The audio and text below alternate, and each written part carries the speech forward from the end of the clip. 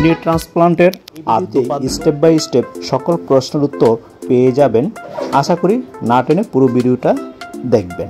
এই ভিডিওতে আপনি জেনে যাবেন আপনার মনের সকল অজানা প্রশ্নের উত্তরগুলো। প্রথম প্রশ্ন হচ্ছে, কখন একজন কিডনি রোগীর ডায়ালাইসিস অথবা কিডনি ট্রান্সপ্লান্ট করা জরুরি? দ্বিতীয় প্রশ্নটি হলো, কিডনি ট্রান্সপ্লান্ট করতে হলে কিডনি রোগী এবং ডোনারের বয়স কত হওয়া প্রয়োজন এবং এই কিডনি ট্রান্সপ্লান্টের জন্য বয়স কি কোনো বাধ্যবাধকতা রয়েছে? প্রশ্ন, ক্যাডাভারিক কিডনি ট্রান্সপ্লান্ট বলতে কি বোঝায়? কখন ক্যাডাভারিক কিডনি বা ডোনার দিয়ে কিডনি ট্রান্সপ্লান্ট করা যায়?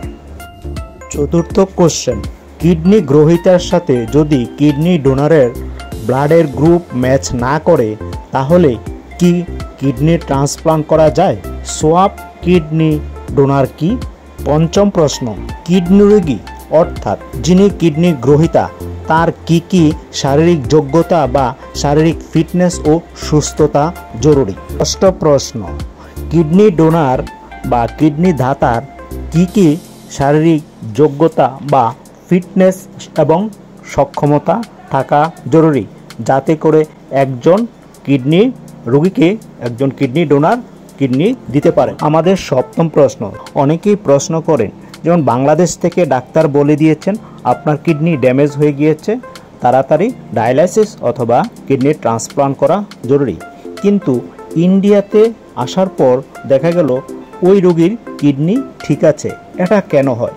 আরেকটা প্রশ্ন, কিডনি রোগ একবার হলে কি সেই কিডনি আবার ভালো হওয়ার কোনো সম্ভাবনা আছে?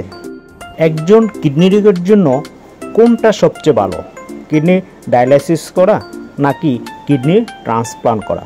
কস্টের পার্সপেক্টিভ এবং মেডিকেলের পার্সপেক্টিভ ওয়েতে নবম প্রশ্ন, ম্যানুয়াল সার্জারি এবং রোবোটিক সার্জারির মধ্যে কোনটি সবচেয়ে ভালো, বিশেষ করে কিডনি সার্জারি বা কিডনি ট্রান্সপ্লান্টের ক্ষেত্রে? সামার সিজনে অর্থাৎ গরমে সুস্থ মানুষের কতটুকু জল খাওয়া উচিত? সকল প্রশ্নের উত্তর পেয়ে যাবেন মূল ভিডিওতে, ডেসক্রিপশন বক্সে লিঙ্ক দেওয়া আছে, সেখানে দেখে নিতে পারেন।